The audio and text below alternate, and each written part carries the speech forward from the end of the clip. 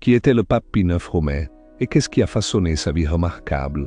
Découvrez son parcours, de ses problèmes de santé à la direction de l'Église catholique à travers des changements importants. Bienvenue, cette chaîne partage les messages de Dieu Tout-Puissant pour vous et votre famille. Abonnez-vous pour une inspiration quotidienne. Giovanni Maria Maste Ferretti, plus tard connu sous le nom de pape Pie IX romain, est né à Spolète en Italie en 1792. Sa jeunesse fut marquée par une éducation pieuse et un esprit vif. Il poursuivit ses études à Rome, obtenant finalement un doctorat en droit canon et civil. Ordonné prêtre en 1819, il gravit rapidement les échelons de l'Église, démontrant des compétences administratives et une nature compatissante. Son élection au papauté en 1846 survint pendant une période de bouleversements politiques et sociaux importants. Le long règne de Pie IX romain, qui dura plus de 31 années, fut défini par sa réponse aux défis de l'époque, notamment la montée du nationalisme et du laïcisme. Il convoqua le Concile Vatican I, un événement marquant de l'histoire catholique, et est rappelé pour sa ferme défense de l'autorité papale et de la doctrine traditionnelle. Sa vie représente un chapitre complexe de l'histoire de l'Église catholique. Le pontificat de Pie IX romain a marqué une période de changements intenses au sein de l'Église catholique. Élu pape en 1846, il a hérité d'une Église confrontée à des bouleversements politiques et sociaux importants. Ses premiers efforts se sont concentrés sur le rétablissement de l'ordre et la réponse aux demandes de plus de liberté religieuse. Pius IX romain a convoqué le Concile Vatican I en 1869, un moment crucial qui a formellement défini la doctrine de l'infaillibilité papale. Ce concile visait à renforcer l'autorité de l'Église face à la sécularisation croissante. Au-delà du concile, Pie IX romain a mis en œuvre de nombreuses réformes concernant les ordres religieux, l'éducation et l'œuvre missionnaire. Il a activement combattu le modernisme et réaffirmé les enseignements catholiques traditionnels. Son règne, bien que controversé, a profondément façonné le cours de l'Église catholique, laissant un héritage durable sur la vie religieuse et la doctrine. Il est décédé en 1878 après un long et influent pontificat. L'œuvre de Saint Jean Bosco auprès des jeunes défavorisés a rapidement été reconnue. Cependant, l'approbation et la protection formelle de l'Église étaient essentielles à la réussite à long terme de sa société salésienne. Le pape Pie IX romain, reconnaissant la valeur de la mission de Bosco, est devenu un fervent partisan. Il a accordé aux Salésiens des décrets de louange et a finalement approuvé leurs constitutions en 1874. Cette approbation papale a conféré aux Salésiens une légitimité et a ouvert des portes à l'expansion. Pie IX romain a compris l'importance de l'approche éducative de Bosco et l'impact positif qu'elle a eu sur d'innombrables jeunes vies. Son soutien n'était pas simplement administratif, c'était une véritable affirmation d'une œuvre divinement inspirée. Cette alliance entre le pape et le saint continue d'inspirer la mission salésienne aujourd'hui. L'approbation des constitutions salésiennes par le pape Pie IX romain représente un moment crucial dans l'histoire de la société salésienne. Le 13e mars 1874, cette ratification formelle a fourni le cadre légal et ecclésiastique nécessaire à l'épanouissement de la congrégation de Saint Jean Bosco.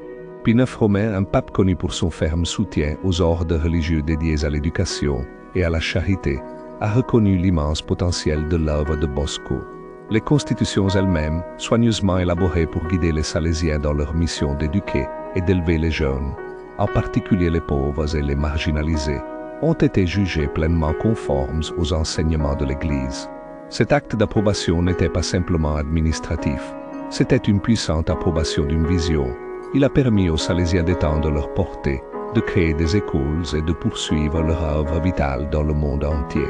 L'héritage du soutien de Pie IX romain continue de résonner au sein de la famille salésienne aujourd'hui, façonnant son identité et stimulant son engagement à servir les jeunes. Le pontificat du pape Pie IX romain, s'étendant sur 3 décennies, a été témoin d'une période cruciale de définition au sein de l'Église catholique. Face au courant croissant de la pensée moderne, l'Église a réaffirmé ses croyances fondamentales. L'événement le plus important a été le Concile Vatican I, convoqué en 1869. Ce concile a proclamé formellement le dogme de l'infaillibilité papale, la croyance que le pape, lorsqu'il parle ex cathedra sur des questions de foi et de morale, est préservé de l'erreur par le Saint-Esprit. Avant le Concile, Pie IX Romain a défini l'Immaculée Conception de Marie en 1854, déclarant que Marie avait été conçue sans péché originel. Ces définitions dogmatiques ne furent pas des événements isolés. Elles furent des réponses aux changements intellectuels et sociétaux visant à sauvegarder les enseignements de l'Église et à apporter de la clarté aux fidèles. L'ère de Pie IX Romain reste un moment charnière de l'histoire catholique, façonnant l'identité de l'Église et son engagement envers le monde moderne.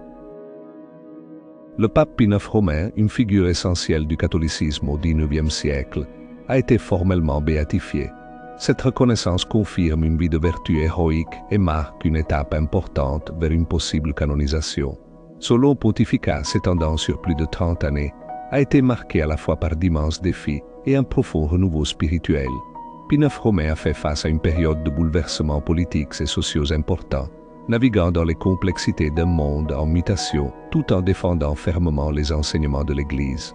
Il a convoqué le Concile Vatican I, un événement marquant qui a défini la doctrine catholique sur l'infaillibilité papale et la relation de l'Église avec la modernité.